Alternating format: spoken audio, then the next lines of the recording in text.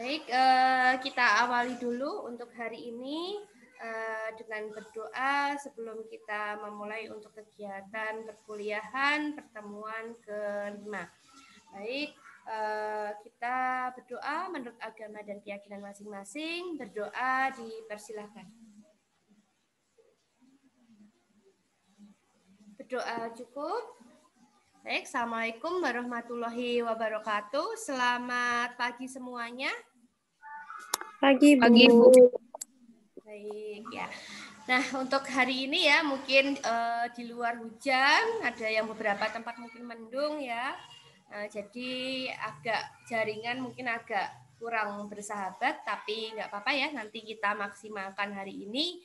Ini saya record ya untuk perkuliahan, jadi nanti ketika ada yang down di tengah jalan, bisa melihat untuk recordnya ya, record dari kegiatan perkuliahan hari ini. Untuk materinya juga sudah saya upload ya di waskita.amikom.ac.id. Baik, untuk hari ini kita akan membahas tentang pengembangan wilayah ya.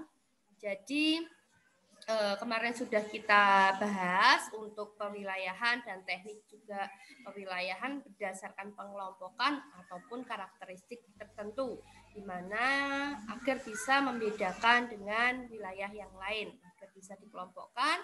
Oleh karena itu dicari homogennya, lalu dicari juga untuk fungsionalnya, fungsi-fungsi tertentu sehingga terlihat keterkaitan antara wilayah yang satu dengan yang lainnya. Nah, di sini ya dalam kemarin untuk teknik yang fungsional, maka di mana ada yang sebagai noodle ataupun pusat, ada yang sebagai hinterlandnya atau pinggiran atau daerah yang dilayani. Nah, di mana pusat ini fungsinya untuk pengembangan wilayah, sehingga pusat-pusat yang nantinya melayani ke beberapa wilayah nantinya agar bisa menjalar. Jadi bentuknya adalah seperti kapilaritas ya, menjalar ke wilayah lain dan wilayah tersebut agar menjadi pusat wilayah atau pusat pengembangan wilayah yang baru. Nah, maka kita akan membahas tentang pengembangan wilayah ini. Di sini untuk konsep dari wilayah ya menurut Richard, Haggett, Cliff dan Frey, di mana membagi wilayah ini ke dalam 3 kategori atau sering disebut dengan tipologi wilayah ya, yang disebut sebagai kemarin ada wilayah homogen atau uniform homogen region. Yang kedua ini ada wilayah noodle. Dan yang ketiga ada wilayah perencanaan atau planning region. Nah, cara klasifikasi konsep dari wilayah ini itu kurang mampu menjelaskan adanya keragaman konsep wilayah yang ada. Nah, sehingga di dalam pengembangan wilayah tersebut ya, ini menurut Blair ini memandang konsep wilayah nodal ini terlalu sempit untuk menjelaskan adanya fenomena yang ada dan cenderung menggunakan konsep fungsional ataupun berdasarkan ininya ya, apa namanya, fungsi dari wilayah tersebut, karena setiap wilayah tersebut misalnya sebagai penyuplai barang, dia juga sebagai tempat wisata, mungkin bisa sebagai pusat industri juga. Jadi untuk fungsi wilayah tersebut bisa multifungsi, tidak hanya satu atau single fungsi.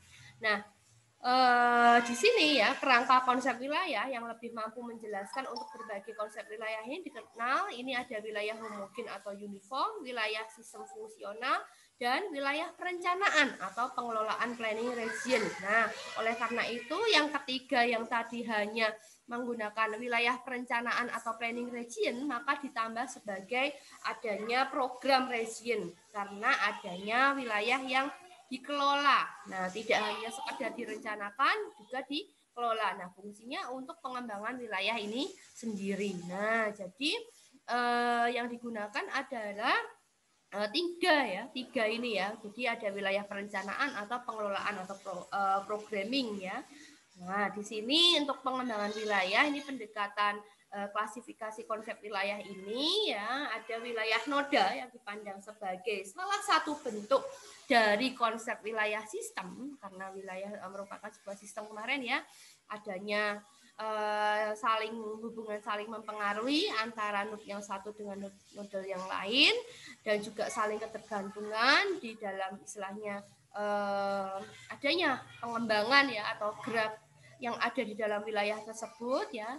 Nah, sedangkan dalam kelompok konsep wilayah perencanaan ini terdapat adanya konsep wilayah yang administratif ya, berdasarkan hukum ya, ataupun dibagi menjadi wilayah-wilayah hukum, misalnya seperti provinsi, kabupaten ya, kota. Nah ini, atau konsep wilayah fungsional. Nah, jadi ini dalam pendekatan klasifikasi ini ada konsep wilayah administratif, ada konsep wilayah fungsional. Ya.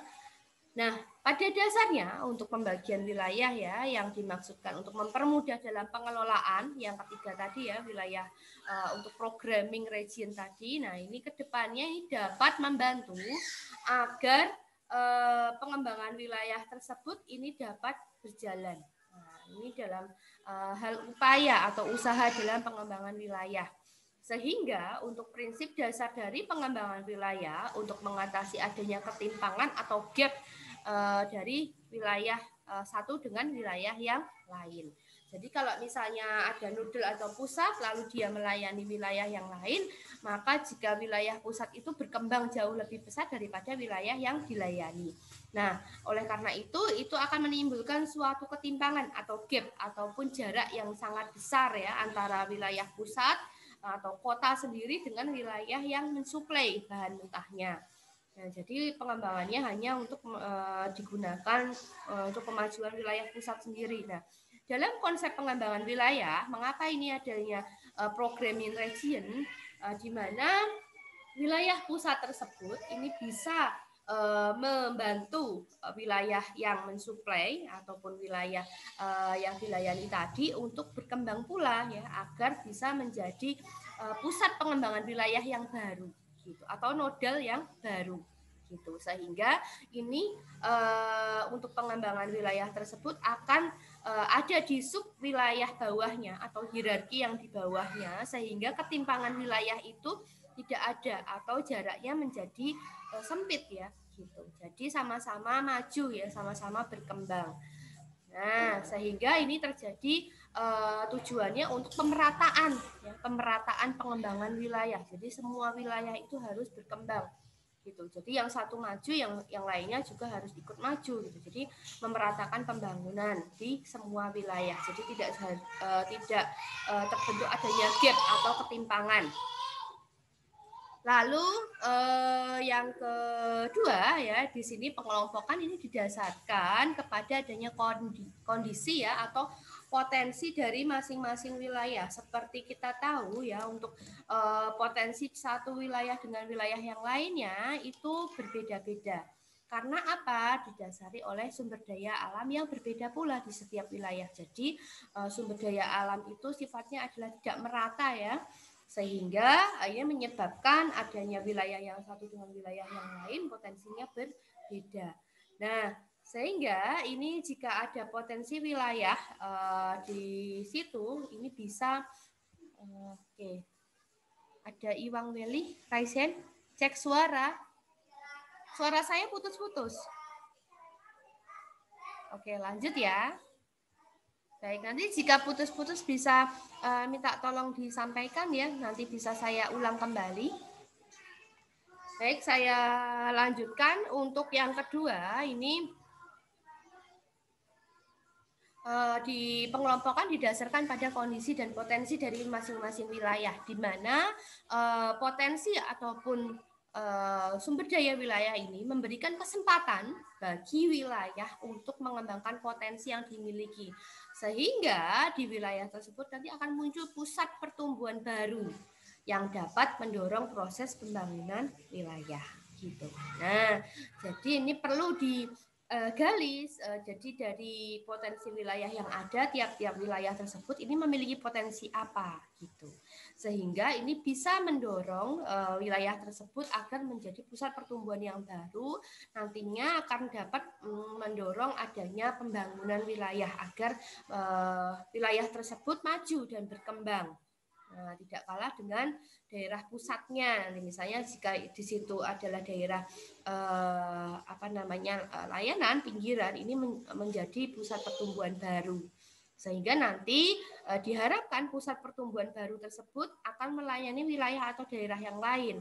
Nah, ini akan istilahnya sifatnya seperti kapilar ya, kapilaritas. Jadi menjalar dari satu ke yang lainnya gitu. Oleh karena itu harapannya jalaran-jalaran istilahnya dari pusat-pusat pertumbuhan baru ini nanti akan menjadikan semua wilayah ini tersentuh ya, sehingga ini proses pembangunan di semua wilayah ini akan terwujud gitu.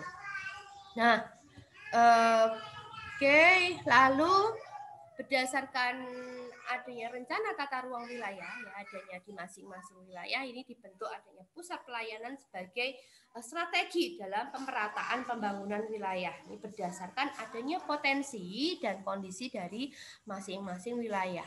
Jadi ini berbeda-beda sehingga ini perlu adanya analisis ya.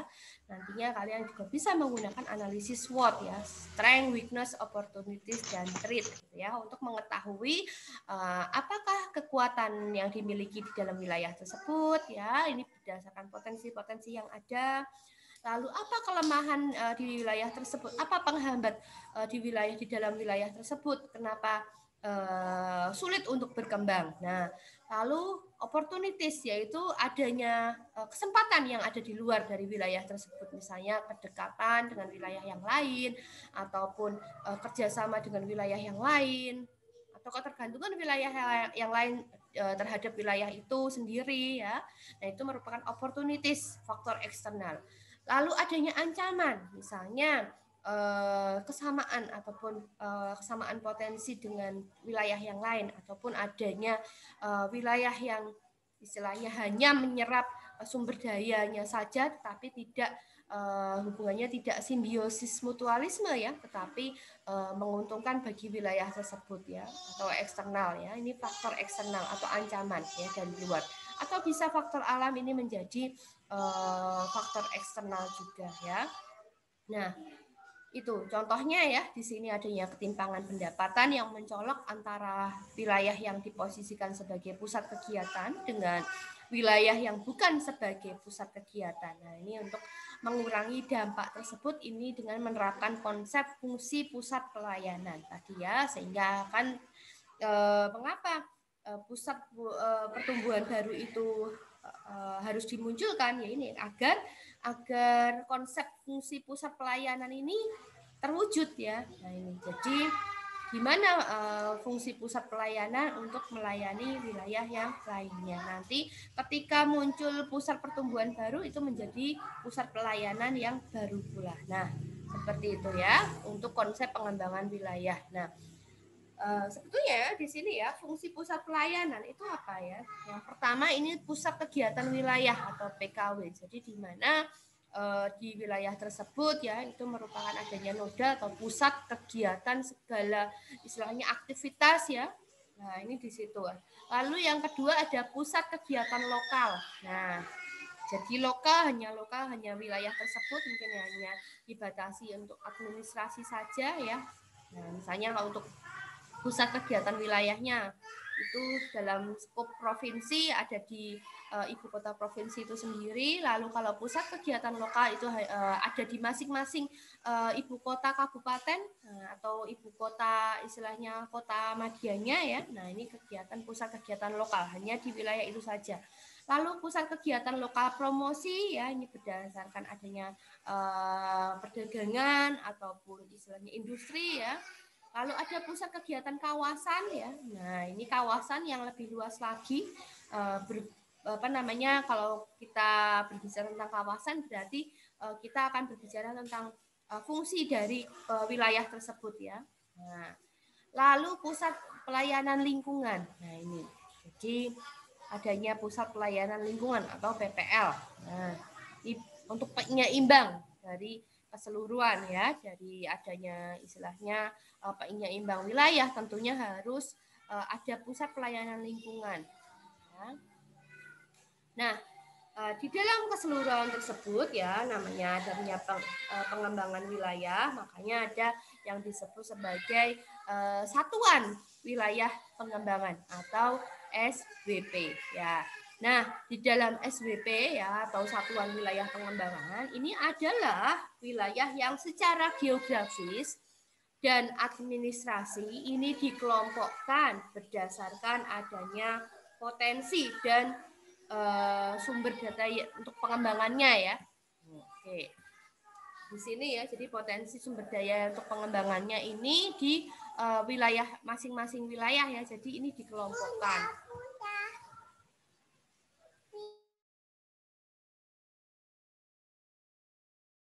Baik, nah prinsipnya di sini adalah untuk menciptakan adanya integrasi di mana melalui adanya keterkaitan atau ketergantungan. Nah, jadi hubungan fungsional tadi ya, nah ini juga diciptakan. Jadi adanya keterkaitan antara wilayah satu dengan wilayah yang lain.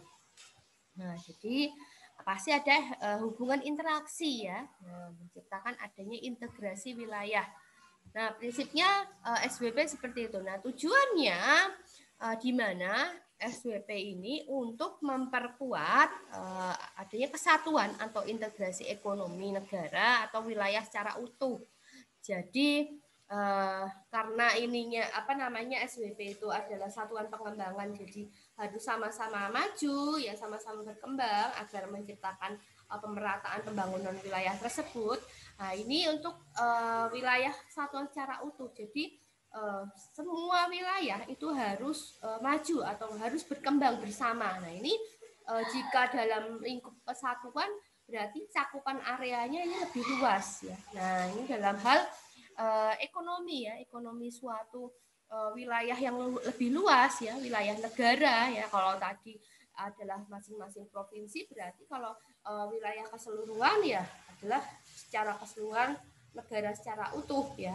Ini harus merata untuk pembangunannya. Nah, lalu yang kedua, efisiensi pertumbuhan atau prinsip growth center ya. Jadi tadi adanya pusat pertumbuhan baru tadi ini merupakan prinsip dari growth center. Jadi prinsip-prinsip dari pertumbuhan baru, adanya pusat pertumbuhan baru nanti bisa melayani ke wilayah yang sekitarnya, nanti bisa menciptakan pusat pertumbuhan baru lagi. Nah, dari pusat pertumbuhan baru lagi nanti akan melayani daerah sekitarnya lagi, jadi semakin meluas ya, semakin berkembang ya untuk cakupan wilayahnya.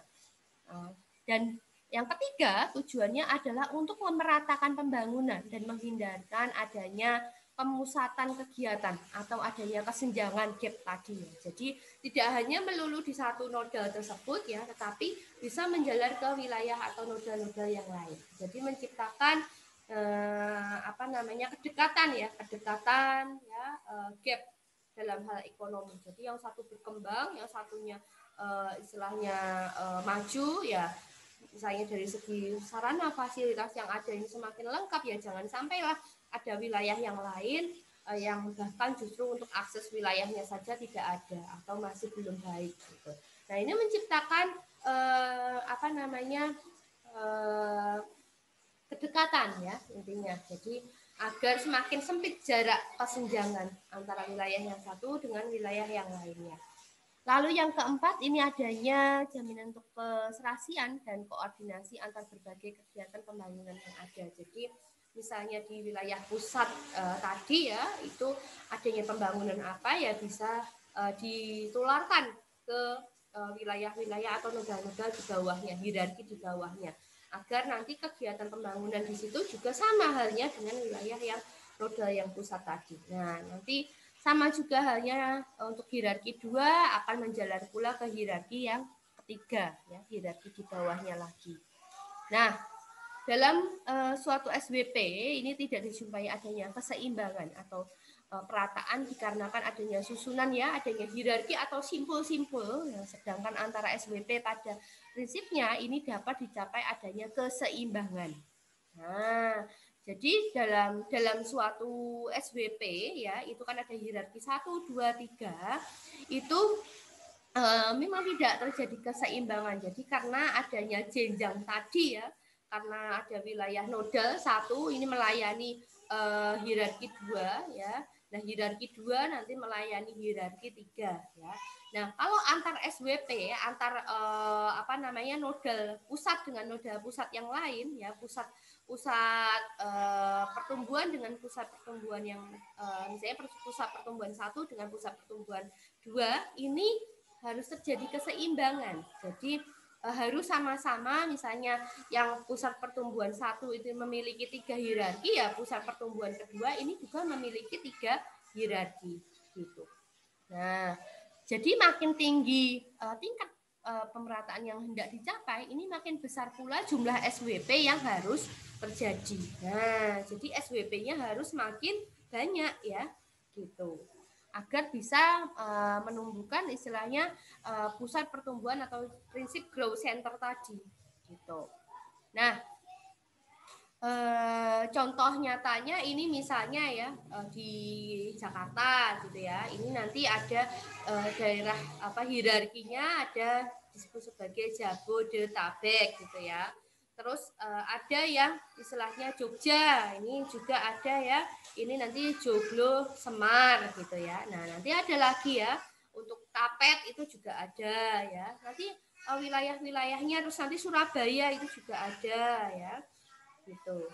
Nah, itu merupakan SWP SBP. Nah, kalau misalnya Surabaya ini nanti dengan hubungannya dengan apa, Madura ya, dengan apa lagi ya. Jadi bisa ya untuk terjalin pengembangan dari ekonominya. Ini muncullah SWP tersebut ya. Nah, penyeimbang dari SWP ini membawa keuntungan nasional yang lebih besar. Artinya SWP yang seimbang nantinya dapat diwujudkan adanya kegiatan ekonomi ya, contohnya ini perdagangan antar daerah ini yang lebih efisien. Nah, lalu perdagangan antar daerah yang efisien ini nantinya bisa membuka peluang berlangsungnya spesialisasi daerah. Nah, spesialisasi daerah ini membuka adanya kesempatan yang lebih luas bagi adanya pertumbuhan daerah yang selanjutnya nantinya akan dapat membuka kesempatan berlangsungnya dengan perdagangan antar daerah yang makin intensif. Jadi berkesinambungan ya, gitu. Nah, nantinya perdagangan yang semakin intensif ini tadi akan ini berarti akan meningkatkan ketergantungan ekonomi antar daerah, yang berarti dapat memperkokoh kesatuan ekonomi nasional. Nah, keseluruhannya ini dapat memungkinkan berlangsungnya pertumbuhan nasional yang lebih efisien gitu. Nah, itu jadi berkesinambungan.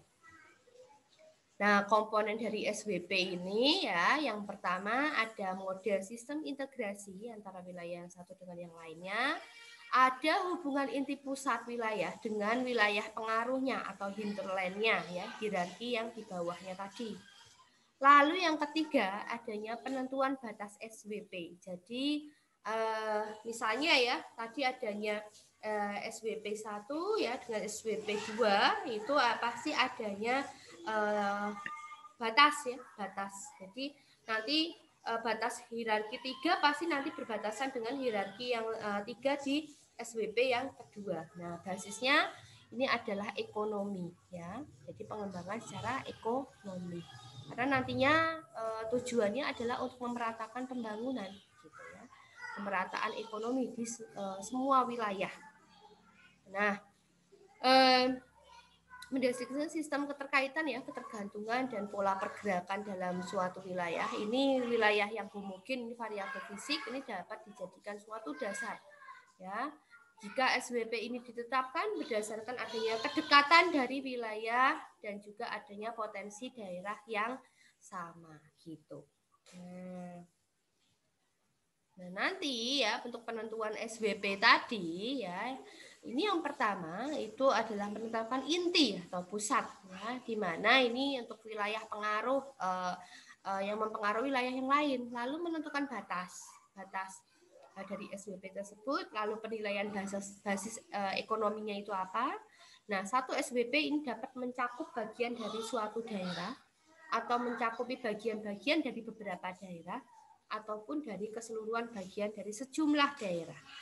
Jadi ini batasnya itu bukan batasan administratif, tetapi dari batas ekonomi, artinya kedekatan wilayah ya. Nah, di sini diidentifikasi ya arah pengembangan wilayah secara spasial ya atau keruangan di dalam SWP ini dengan cara metode analisis overlay. Ini bisa menggunakan SIG ya, sistem informasi geografis, atau ini juga bisa dengan menentukan lokasi pusat pertumbuhan wilayah dengan metode skalogram atau analisis indeks sentralitas, atau bisa juga dengan menggunakan analisis gravitasi. Nah, nih. Jadi mungkin sarana prasarana ya yang ada gitu. Ini bisa dengan indeks skalogram gitu. Nah, mungkin itu untuk hari ini ya. Nah, besok akan saya jelaskan untuk analisis skalogram itu apa gitu ya, indeks sentralitas itu apa, analisis gravitasi itu apa gitu dalam materi yang selanjutnya gitu. Baik, itu untuk hari ini ya. Nah, jadi kita berbicara tentang pengembangan wilayah. Nah, nanti yang ada hubungan dengan SWP ya, yaitu satuan pengembangan wilayah itu sendiri. Baik, ada yang ditanyakan untuk materi hari ini bisa